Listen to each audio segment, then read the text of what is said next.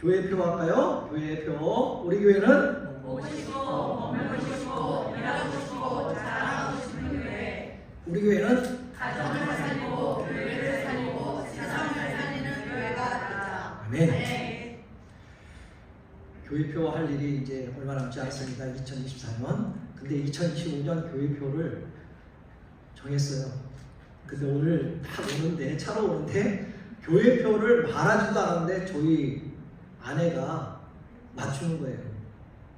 참 신기하죠?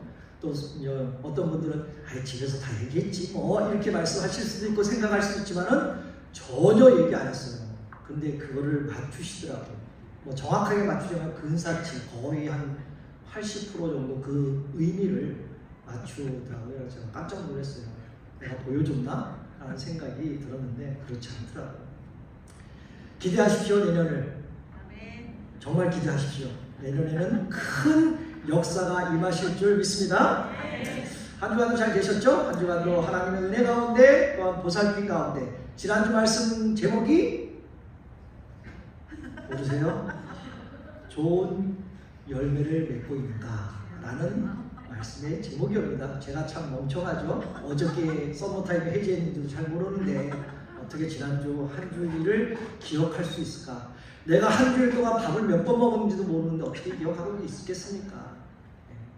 죄송합니다. 그럼에도 불구하고 좋은 사람으로서 좋은 열매를 맺고 있는가라는 우리가 말씀을 드리면서 한 주간 그렇게 열매를 풍성하게 또한 주렁주렁 매달고 살아가셨을 줄 믿습니다. 날씨가 많이 추워졌어요. 사랑하는 성도님들 건강에 유의하시길 주님의 이름으로 축복합니다.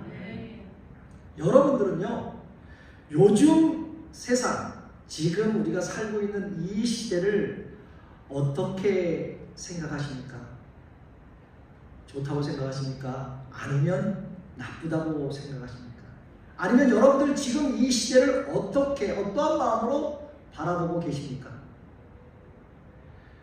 요즘 시대를 제대로 바라보지 못하면 정말 믿음으로 주님 다시 오실 때까지 살아가기가 정말 힘든 세상이잖아요.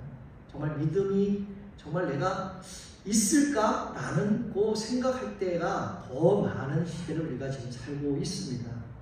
많은 사람들이 지금 같은 시대를 보면서 시대를 보고 많은 관심을 가지고 있습니다. 각자 보는 그 시각과 생각은 다 틀리겠죠. 물론 여기에 계신 분들도 보는 시각과 또한 생각들도 다 틀릴 것입니다. 많은 목회자들도 생각이 틀리고요. 많은 사람들이 이 시대에 대해서 여러 가지 그 다양한 게 해석하기도 합니다. 지금 나타나고 있는 사건들과 미래에 대한 여러 가지의 그 예견과 의견들을 아주 다양하게 설명하고 있습니다. 이 시대를 분별하라. 이 시대를 분별하라. 도대체 무슨 말일까요? 이 시대를 분별하라. 우리가 살아가고 있는 세상에 대해서 깊은 관심을 가져야 한다는 것은 과연 어떠한 의미를 주는 것일까?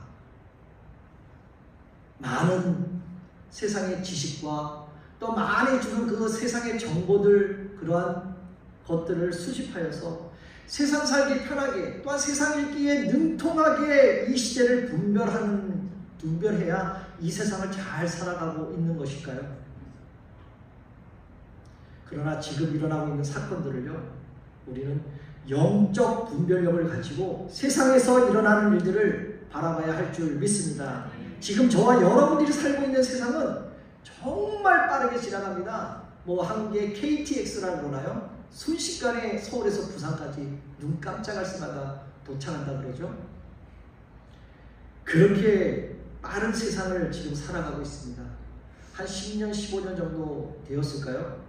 스마트폰이 등장하면서 우리의 패턴, 삶의 그 패턴이 근본적인 변화가 찾아왔습니다. 요즘은 더하죠. AI가 나와서 모든 것을 해결하고 더 우리에게 큰 변화를 가져다 주고 있습니다. 어느 곳에서 내 손에 작은 핸드폰이 들려 있었고 이 기계로 통해서 세상에 일어나는 그 일들, 그 소통을 하게 되었고요. 또한 우리의 눈과 귀를 통해 전달되는 그 다양한 정보들을 위해서 마음이 분주하게 지금 살아가고 있다는 것이죠. 그야말로 정신을 빼앗기고 있다는 것입니다. 그렇다면 여러분들은 어떻습니까? 여러분들은 하루 종일 아니 몇 시간 동안 그 스마트폰을 사용하고 계십니까? 몇 시간 동안? 하루 종일 숨도 안 쉬고 밥도 안 먹고 혹시 하고 계시지는 않겠지요? 예. 여러분들의 그 스마트폰에 보는 시간을 너무 많이 사용을 하게 되면 그 스마트폰의 그 시간에 뺏겨서 하나님과의 그 영적 교제는 점점 멀어져 간다는 것입니다. 온갖 세상 정보를 통해서 나의 바로 여러분들의 영적 상태가 혼미하고 있지는 않으십니까? 성령님의 인도하심을 따라가지 못하고 하나님의 음성을 듣지 못하고 있지는 않으십니까? 그 스마트폰 때문에. 그렇다면 이 시대를 살아가고 있는 우리에게 필요한 영적 각성은 과연 어떠한 의미를 말하고 있을까요? 바로 하나님의 관점에서 세상을 보는 그 성경적 세계관을 회복하는 것인 줄 믿습니다. 많은 생각으로 쉴 틈이 없는 그 삶을 잠시 뒤로 좀 미루고 조용하게 아주 조용한 우리 개인적인 시간을 가질 수 있어야 한다는 것입니다. 이 세상에 드러난 하나님의 뜻을 분별하기 위해서 성령님의 도심에 힘입어 성경이 가르치는 대로 성경이 가르치는 그 관점에서 바로 이 세상을 바라볼 수 있어야 영적 각성이 시작이 된다는 것입니다. 사랑하는 성도 여러분, 한 치 앞도 제대로 알지 못하는 것이 인간들 아닙니까? 바로 우리들 아닙니까? 내일 일도 알지 못하잖아요. 바로 한 시간 뒤의 일도 알지 못하지 않습니까?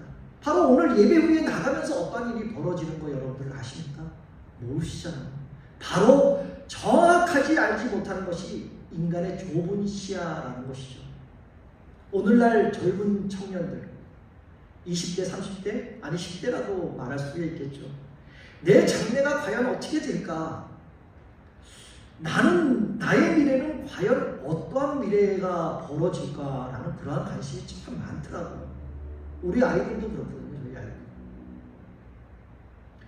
이제 앞으로 내가 해야 할 일들, 내가 하지 못하고 그 AI가, 그 로봇이 하고 있는 시대가 온다라는 것이죠. 아니 지금 벌써 와 있죠. 여러분들이 지금 벌써 리타이어 하신 분도 계시고 아직 앞으로 내년, 후년, 앞으로 5년, 10년 후에 리타이어 하시는 분도 계실 것입니다. 먼저 이걸 걱정하셔야 돼요. 내가 리타이어하면 무엇을 할까? 내가 세상과 어떻게 소통하며 살아갈 수 있을까? 물론 스마트폰이 다 해줍니다. 해주겠죠. 급변하는 이 세대 가운데 내가 어떻게 대처를 하며 살아가야 할까라는 그 큰 관심이 우리보다 우리 자녀들 세대가 더 많다라고 얘기합니다. 그러나 잘 준비되고 잘 사용하는 사람들이 앞으로의 미래를 준비하고 좋은 시기를, 좋은 세상을, 좋은 시대를 만날 수 있다는 것입니다. 여러분들은 성경적 관심으로 이 시대를 분별하려면 무엇보다 과거와 현재 그리고 앞으로의 미래라는 시간을 우리에게 주시고 바로 이것들을 통해서 하나님께서 드러내시고자 하는 그러한 분명한 뜻이 무엇인지 먼저 이해할 수 있어야 이 세상을 성경적으로 볼 수 있다는 것입니다. 먼저 우리는요, 성경을 통해서 이미 과거를 만나봤잖아요. 창조 이후에 주 1세기의 길고 긴 그 역사 속에 어떠한 일이 벌어졌는가에 대해서 그 성경은 그 궁금증을 우리에게 풀어줬습니다. 그리고 우리에게 성경을 통해서 앞으로에 대한 그 미래를 보여주잖아요. 주님 다시 오실 때 어떻게 오신다라고 성경이 분명히 말씀하고 우리에게 보여주고 있는 사건들입니다. 성경의 관점에서 이 시대를 이해하려면요, 가장 먼저 하나님께서 어떠한 목적으로 친히 이 모든 것을 기록하시고 우리에게 전달하시는지에 대한 분명한 이유를 발견하고 아는 것이 제일 먼저 급선무라는 것이죠. 그거를 먼저 이해해야지 이 모든 것을 알아갈 수가 있습니다. 성경에 기록된 사건들과 등장인물들 그 자체가 그 지니는 의미에 중요한 것이 아니라 하나님께서 의도하시는 그 무엇, 바로 그 무엇이 더 중요하다라는 것입니다. 그렇다면 성경을 하나님 관점에서 얻게 되는 그 무엇, 과연 어떤 것일까요? 그 무엇이다. 바로 예수 그리스도를 통한 하나님의 구원의 역사이라는 것입니다. 하나님께서는 과거 예수 그리스도를 통해서 죄인을 구원하실 것을 이미 계획하셨고, 또한 그 역사 속에서 이를 실천하셨고, 그리고 예수를 믿어서 구원의 은혜를 받은 자에게 미래에 대한 약속을 해 주셨다는 것입니다. 어떤 거죠? 어떠한 약속을 해 주셨습니까? 바로 새 하늘과 새 땅, 바로 저 천국에서 영원한 영생을 누리게 할 수 있는 그러한 복을 우리에게 허락하셨다라는 것입니다.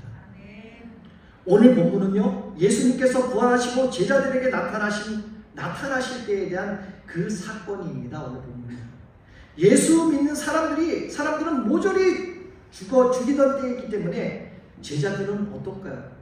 불안하고 초조하고, 그러한 마음으로 오늘 본문 6절에서 예수님께 이렇게 묻습니다. 그들이 모였을 때 예수께 여짜오 이르되 주께서 이스라엘 나라를 회복하심이 바로 이때입니까? 바로 이때입니까? 예수님께서 말씀하신 나라, 그때가 바로 이때입니까? 라고 제자들은 예수님께 질문하고 있습니다. 다시 말해서 예수님이 이스라엘의 예수님의 나라로, 바로 하나님의 나라로 회복할 때가 바로 지금 이때입니까? 라는 그러한 질문입니다. 로마 식민지 생활에서 예수님을 믿으면 박해받는 이 고통의 순간에서 회복되고 다시 살아날 때가 바로 이 지금입니까? 라는 그러한 거룩한 질문이라는 것이죠. 여러분들도 잘 아시는 것처럼 이스라엘은 정치적으로 당시에 로마 속국으로 지배함을 받았잖아요. 그러나 이렇게 고통받는 이스라엘 백성들 마음속에 깊이 자리 잡고 있는 그 하나의 소망이 있었다는 것이죠. 바로 예수님 때를 기다리는 대방 사상이라는 것입니다. 이 어려움을 해결해 줄 메시아, 이 고통에서 해방해 주실 그 구원자가 올 것이라고 그러한 소망으로 기다리고 있었다는 것입니다. 메시아의 나라가 이루어지는 것을 바라는 것이 아니라 오직 메시아가 오기를 바랬던 것이죠. 오늘 본문의 이스라엘 백성들은 구약 성경을 읽으면서 메시아에 대한 예언을 묵상하며 계속적으로 지속적으로 그 메시아를 간절히 기다리고 있었습니다. 마침내 그 기다리던 예수님이 오셨잖아요. 오셔서 어떻게 했습니까? 병자들을 고칩니다. 율법을 강론합니다. 5,000명을 먹입니다. 먹이고도 남게 합니다. 그리고 중요한 것이 죽은 나사로를 살립니다. 그래서 그 당시 백성들은 끈질기게 질문을 하죠. 당신이 메시아입니까? 당신이 우리를 구원하실 메시아입니까? 라고 물어보기도 하고요. 여러 가지 그 상황을 보니까 정말 이 사람이 우리 백성을 우리 나라를 구원할 메시아구나 라고 생각을 했다는 것이죠. 그래서 베드로도요 이렇게 고백을 하잖아요. 주는 그리스도시요 살아계신 하나님의 아들이십니다 라고 베드로도 이렇게 고백하지 않습니까? 웬일입니까? 그런데 유감스럽게도 그 주는 그리스도시요 살아계신 그 하나님의 아들이라고 얘기했잖아요. 근데 이 오신 분이 어떻게 되셨습니까? 바로 십자가에서 돌아가셨습니다. 이렇게 기다렸던 그 메시아가 금방 죽은 거예요. 사람들은 그랬겠죠. 아니 그동안에 그렇게 많은 능력을 베풀었던 그 능력은 다 어디 가고, 정말 그 권세들은 다 어디 가고, 저 십자가에서, 저 초라한 십자가에서 저렇게 처참하게 죽고 말았는가. 그들의 절망과 그들의 낙심은 이루 말도 할 수가 없었을 것입니다. 오직 한 가닥의 희망도, 오직 한 가닥의 소망도 이렇게 끝나버리는구나라고 아마 땅을 치며 희망을 많이 했을 것입니다. 그런데 그 죽으셨던 예수님께서 3일 만에 부활하셨잖아요. 3일 만에 다시 왔잖아요. 제자들에게 왔잖아요. 얼마나 놀랐습니까? 죽었던 사람이 다시 살아왔는데 얼마나 놀랐겠습니까?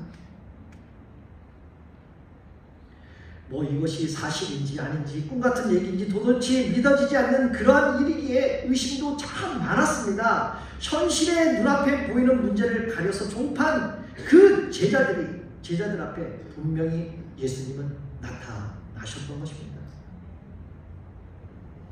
제자들의 그 안목보다 먼 미래를 바라보는 그 예수님의 안목과는 상당한 차이가 있었다는 것이죠.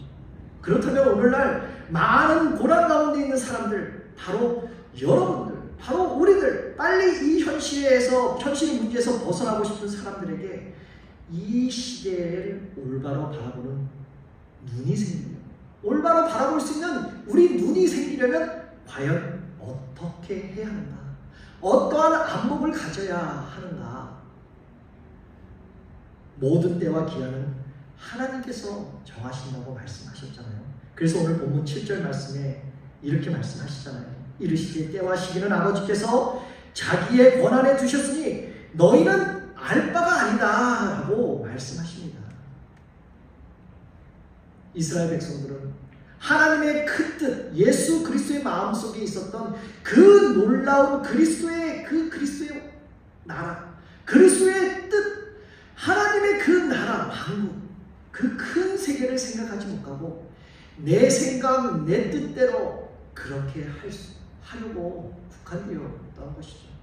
그러나 시대의 안목은 바로 하나님께 속한 줄 믿습니다. 그러므로 하나님의 마음의 눈을 알아야 우리의 눈에 영의 세계가 보인다는 것입니다. 하나님의 눈으로 우리가 보지 않는다. 우리는 이 세상을 바라볼 수가 없다는 것입니다. 그러나 눈이 너무 밝은 사람은요, 세상에 그 현실에 너무 밝은 사람은요, 하나님의 나라, 바로 영적인 세계를 볼 수 없습니다. 이 세상의 출세와 그러한 지식에 너무 관심을 가진 사람들은요, 절대로 하나님의 나라를 볼 수가 없습니다. 바로 영의 세계는요, 이 세상에 마음의 문을 닫고, 이 세상에 관심의 문을 닫고, 그럴 때 바로 하나님의 나라가 보이기 시작합니다. 그러므로 사랑하는 성도 여러분, 시대를 보는 눈이 열리기 위해서는요, 바로 성령의 권능을 받으시기를 주님의 이름으로 축복합니다. 그래서 이 시대의 비밀을 알기 원하는 제자들에게 예수님은 오늘 본문 8절에 이렇게 말씀하십니다. 우리 함께 읽어볼까요? 시작! 오직 성령이 너희에게 임하시면 너희가 권능을 받고. 제자들이 하나님의 나라가 이때 임합니까? 라는 이 질문에 우리 주님께서는요, 제자들에게 뭐라고 말씀합니까? 너희가 권능을 받아야 한다라고 말씀하십니다. 성령의 권능이 임하여야 시대에 보는 눈이 열리게 될 줄 믿습니다. 하나님의 자녀가 하나님의 뜻을 분별하기 위해서는 이 시대를 바로 보는 영적 분별력, 바로 영의 눈이, 성령의 충만함이 있을 때, 그거를 받을 때 바로 가능하고 열린다라는 것입니다. 그렇다면 예수님께서 왜 우리에게 그 영적인 영의 눈, 그 영안을 열어주시겠습니까? 그것은 바로 시대를 분별할 줄 아는 영적인 너희가 내 증인이 되라. 아멘. 내 증인이 되라는 그 말씀을 오늘 하고 있는 것입니다. 그래서 오늘 본문 8절 후반절에 이렇게 말씀하시잖아요. 함께 같이 읽겠습니다. 예루살렘과 온 유대와 사마리아와 땅끝까지 이르러 내 증인이 되리라. 내 증인이 되려면요, 성령의 권능을 받지 않으면 내 증인이 될 수가 없습니다. 그런데 이 말씀과 상관없는 이 세상에 거짓 증인들이 너무 많다라는 것이죠. 잘못된 것을 내 입장에서 내 생각대로 그거를 소속하게 말하는 사람들이 너무 많다라는 것입니다. 요즘 이슈가 바로 미국 대통령 선거 아닙니까? 이제 이틀을 앞두고 있습니다. 누가 대통령이 될지는 잘 모르겠지만은 여러분들 잘 보이나요? 앞이 캄캄합니다. 앞이 캄캄. 2020년도에 여러 이슈가 있었잖아요. 그때 대통령 선거 때 공화당, 민주당, 트럼프, 바이든 서로 표를 짜면서 싸우고 그랬습니다. 심지어는 그 남편은 공화당, 아내는 민주당, 서로 보이세요? 서로 싸우는 거예요. 싸워. 정치 얘기만 나오면 아무것도 아닌데 부부싸움 한다는 거예요. 진짜 부부싸움 아닌 부부싸움을 한다는 것입니다.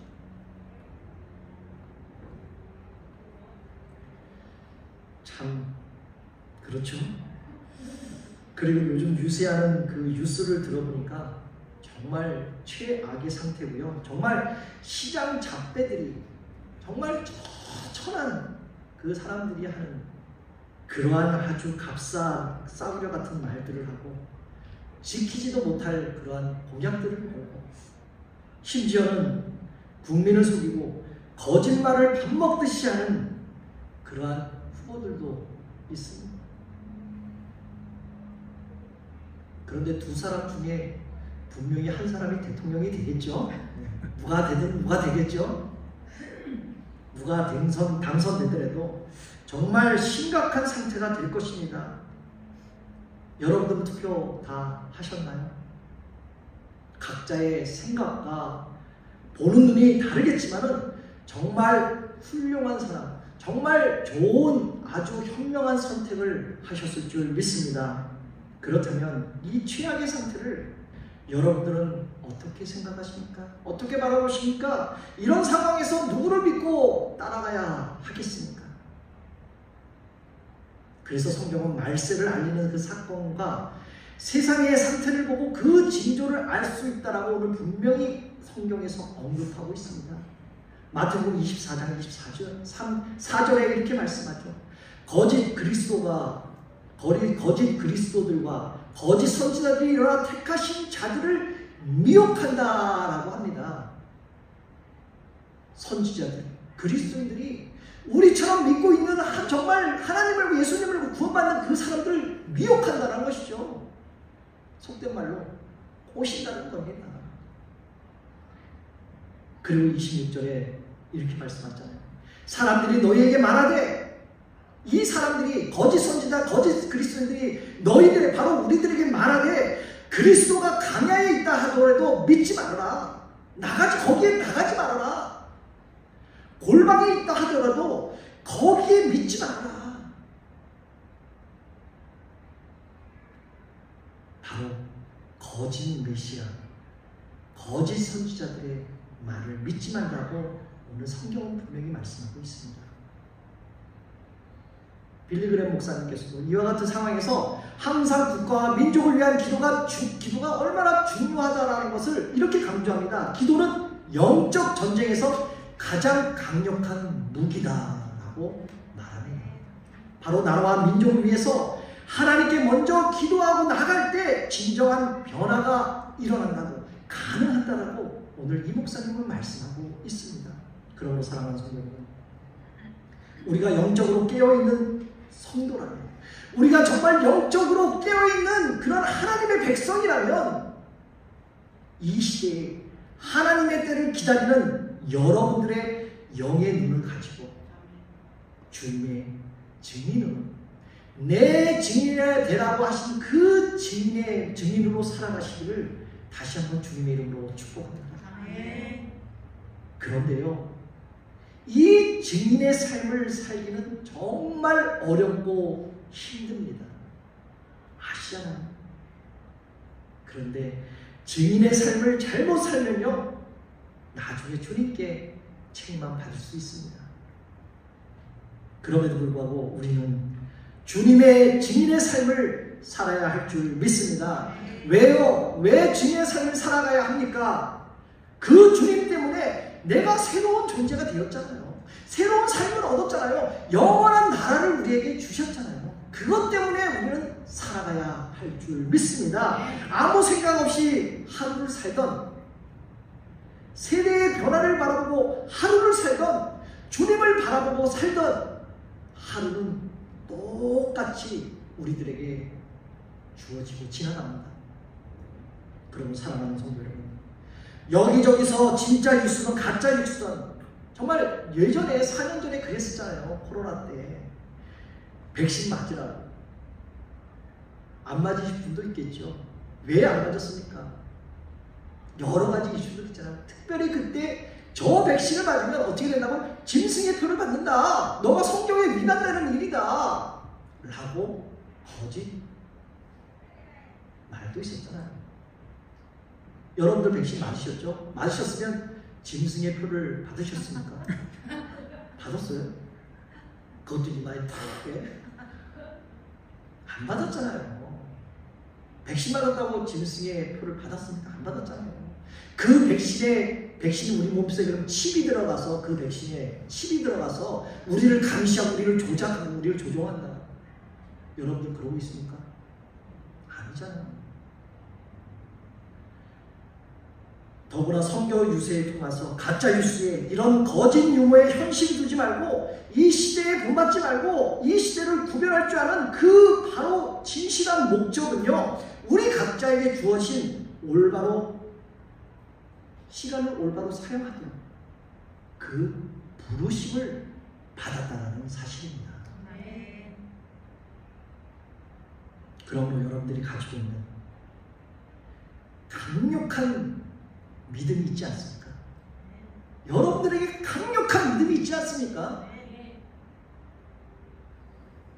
그 믿음은요, 겉에 이 치장하느라고, 겉에 꾸미느라고, 내 겉모습만 꾸미느라고 그렇게 그 믿음을 사용하지 마시고요, 정말 조심하게 내 속에서 우러나고, 내 속에서 영적인 눈이 펴고, 내 속에서 정말 영적 분별이 일어나도록 정말 여러분들의 믿음을 좀 조심하게 사용하시기를 주님의 이름으로 축복합니다. 아멘. 하나님께서 우리에게 겸손히 그분을 찾고 회개하고 기도할 때 우리에게 죄사함과 치유를 약속하시는 메시지를 주고 있습니다. 오늘 우리는 나라와 민족을 위해 기도를 끊임없이 해야 할 줄 믿습니다. 특별히 역대하 7장 14절에 이렇게 말씀하고 있는데, 우리 함께 읽어볼까요? 시작. 내 이름으로 일컫는 내 백성이 그들의 악한 길에서 떠나 스스로 낮추고 기도하여 내 얼굴을 찾으면 내가 하늘에서 듣고 그들의 죄를 사하고 그들의 땅을 고칠지라. 아멘. 내 이름을 일컫는 내 백성, 과연 누굴까요? 바로 여러분들, 바로 내 자신이라는 것입니다. 다시 말해서 하나님을 따르는 이들이 악한 길에서 스스로 낮추고 기도하면, 주의 얼굴을 찾고 주의 얼굴을 구할 때마다 하나님께서는 하늘에서 그 기도를 들으시고 죄를 사하시고 그들의 땅, 바로 우리가 살고 있는 땅을 고치겠다라고 분명히 약속하고 계십니다. 하나님께서는 우리의 철저한 회개와 진실한 기도를 통해 변화와 회복을 이루어 주실 것을 약속하고 계십니다. 그래서 스펄전 목사님은요, 이렇게 말씀합니다. 기도는 하늘을 움직이고 땅을 고치는 열쇠라고 말씀하고 있습니다. 이처럼 기도는 영적인 힘으로 하늘문을 여는 그러한 강력한 도구가 될 줄 믿습니다. 우리의 기도가 하나님께 그 하늘에 상달될 때 하나님께서는 우리의 땅을 반드시 구하시고 고치시고 새로운 변화와 역사를 허락하여 주실 줄 믿습니다. 이제 말씀을 맺겠습니다. 사랑하는 성도 여러분, 오늘 우리는 이렇게 기도해야 합니다. 아버지요, 아버지요, 고쳐 주시옵소서. 우리는 이렇게 기도해요.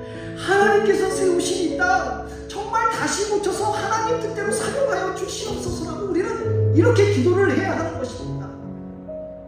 이 나라가 죄악과 거짓 증거자들의 그 손에 놀아나게 하지 마시고 오직 주의 것, 주님의 나라, 주의 백성이 되게 하시옵소서. 상한 이 땅 정말 새롭게 하시옵소서. 주님, 우리를 불쌍히 여겨 주옵소서. 다시 복음 앞으로 돌아가기를 소망합니다라고 우리는 끝까지 열심을 다해 우리는 나라와 민족을 위해 기도해야 할 줄 믿습니다. 이제 여러분들 모든 성도님들 이 시대의 올바른 영의 눈을 뜨고 바라보며 성령님이 우리의 마음에 임하셔서 주님이 주시는